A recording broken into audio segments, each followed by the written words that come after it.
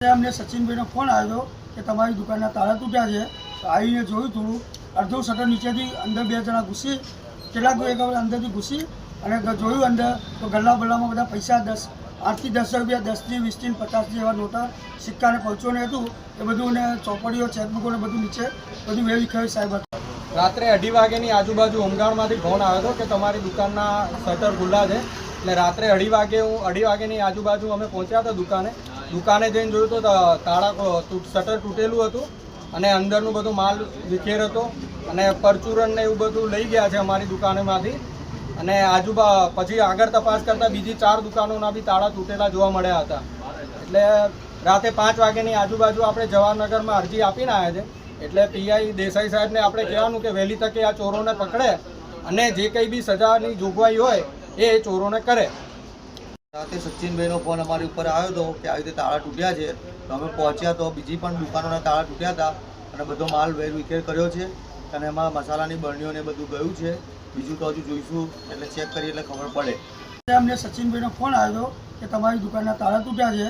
તો આવીને જોયું, થોડું અડધું શટર નીચેથી અંદર બે જણા ઘૂસી, કેટલાક એક અંદરથી ઘૂસી અને જોયું અંદર તો ગલ્લા બલ્લામાં બધા પૈસા 8 થી 10 રૂપિયા, 10 થી 20 થી 50 જેવા નોટા સિક્કાને પહોંચોને હતું એ બધું, ને ચોપડીઓ ચેકબુકો ને બધું નીચે બધું વેરી ખાયું સાહેબ. બાજવા ગામમાં ફરી ચોરોના આતંકથી વેપારીઓમાં ભયનો માહોલ.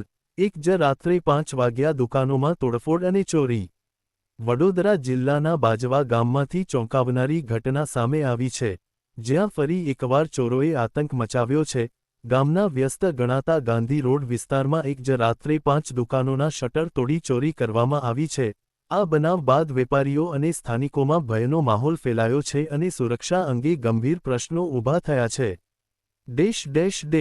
ઘટનાની વિગતવાર માહિતી. ફૂલ રિપોર્ટ. મળતી માહિતી મુજબ ગઈ રાત્રે મોડી રાત્રે અજાણ્યા તત્વોએ ગાંધી રોડ પર આવેલી દુકાનોને નિશાન બનાવી હતી. ચોરોએ એક પછી એક 5 દુકાનોના શટર તોડી અંદર પ્રવેશ કર્યો હતો. દુકાનમાંથી રોકડ રકમ તેમજ કેટલીક કિંમતી વસ્તુઓ ચોરી કરવામાં આવી હતી. પ્રાથમિક અંદાજ મુજબ આશરે 18,000 રૂપિયા જેટલી રોકડ રકમ ચોરાઈ છે. જો સમયસર સુરક્ષા વ્યવસ્થા મજબૂત નહીં બને તો આવનારા સમયમાં આવી ઘટનાઓમાં વધારો થઈ શકે છે. બાજવા ગામમાં ફરી થયેલી આ ચોરીની ઘટનાએ સ્થાનિક સુરક્ષા વ્યવસ્થાને પ્રશ્નચિહ્ન હેઠળ મૂકી દીધી છે. વેપારીઓમાં ભય અને અસંતોષ સ્પષ્ટ જોવા મળે છે. હવે સૌની નજર પોલીસ અને પ્રશાસન પર છે.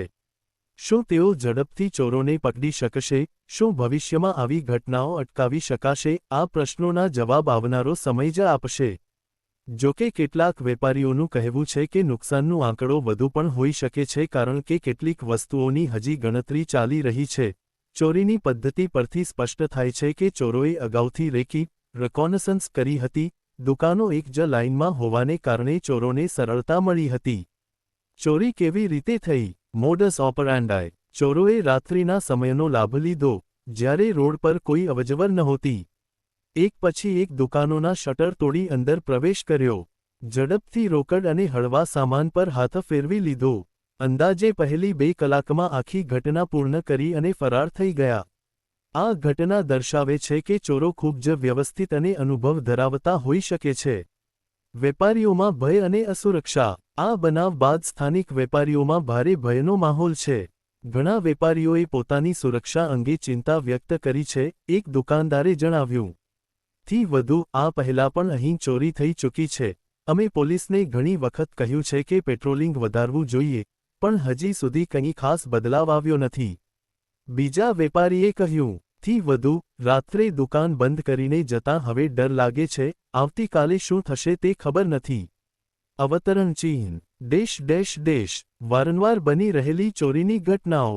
સ્થાનિકોના કહેવા મુજબ ગાંધી રોડ વિસ્તાર ચોરો માટે સોફ્ટ ટાર્ગેટ બની ગયો છે. છેલ્લા થોડા સમયથી અહીં ચોરીની ઘટનાઓમાં વધારો જોવા મળ્યો છે. અગાઉ પણ અનેક દુકાનોમાં તોડફોડ થઈ ચૂકી છે. ઘણીવાર નાના પ્રમાણમાં ચોરી થઈ હોય છે, પરંતુ એકસાથે 5 દુકાનોમાં ચોરી થવી ગંભીર બાબત માનવામાં આવે છે. પોલીસ કાર્યવાહી અને તપાસ. આ સમગ્ર ઘટનાને લઈને વેપારીઓએ નજીકના પોલીસ સ્ટેશનમાં ફરિયાદ નોંધાવી છે.